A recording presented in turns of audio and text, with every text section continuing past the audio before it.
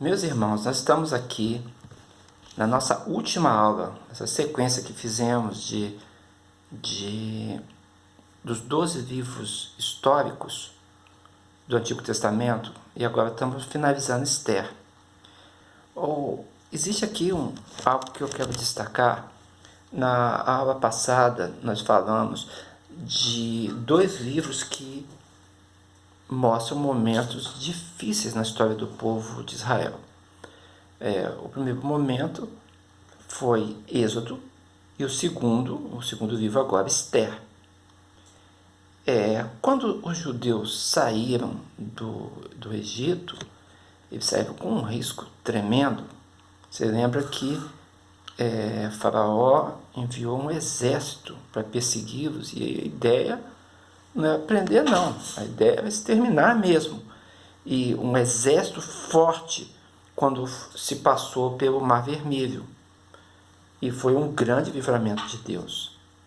Mas houve um segundo episódio importante de narrarmos, e eu reservei para esse momento final dessa aula final, na apresentação do livro de Esther, para que você possa ir à aula. Nós encontramos no livro de Esther uma disputa entre Amã e Mordecai.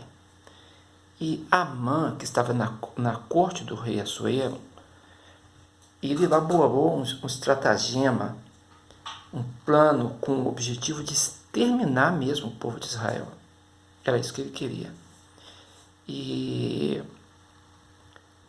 houve um grande livramento, e esse livramento foi um conselho que Mordecai deu para a sua sobrinha, chamada Esther, que era rainha. E Esther então se apresentou corajosamente na corte do rei Assuero, chamado em grego de Xerxes, e conseguiu o favor do rei Assuero para um grande livramento. Ela pediu que o povo estivesse jejuando, todo o povo judeu que estava ali naquela nação, e ela, com esse clamor, ela se apresentou ao rei e conseguiu livrar o seu povo. É uma história extraordinária, linda, linda mesmo. Mas o que eu quero destacar é que Amã, que é o antagonista dessa história, ele é um descendente de Agag, ele é agagita. Amã, o agagita. Isso é narrado aqui no livro, no capítulo 3, verso 1 e 10, no 8, verso 3 e 5 também, no capítulo 9, verso 24. Amã era agagita. O que isso quer dizer? Quero lembrar para você que 1000 anos, quase 1000 anos, quando Israel saiu do Egito, eles se defrontaram e foram atacados pelos amalequitas. Essa história está em Êxodo 17, de 8 a 16.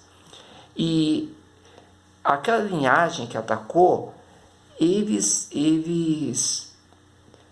provinham de Esaú, na verdade do neto de Esaú. Ou seja, eles eram parentes dos judeus, mas mesmo assim atacaram e quiseram exterminá-los. E diante dessa problemática toda, Deus então fez com que a sua liderança decretasse um anátema para os amalequitas, e isso quase resultou na eliminação deles como nação. Foi isso que ocorreu. Mas o que aconteceu? Tempos depois, na época da monarquia, com Samuel e Saul, o rei Saul, ele fez ele deveria cumprir o mandato completo na guerra, e deveria ser morto o rei, que era Agag. E nessa época, na época da monarquia, ele quis preservar Agag. E é quando o reino passa dele para Davi. Com a palavra de Samuel, teria Deus tanto agrado em sacrifícios e holocausto, ou em que se guarde a palavra do Senhor? Por isso Deus passou para o teu companheiro, um que é melhor do que você, um homem segundo o seu coração. E quando essas palavras são pronunciadas, né, o próprio Saul, naquele contexto ali, foi e efetivou, Saul não, o próprio Samuel, o profeta, ele efetivou a morte de Agag. Observe, agora nós estamos aqui na corte do rei Assuero, né?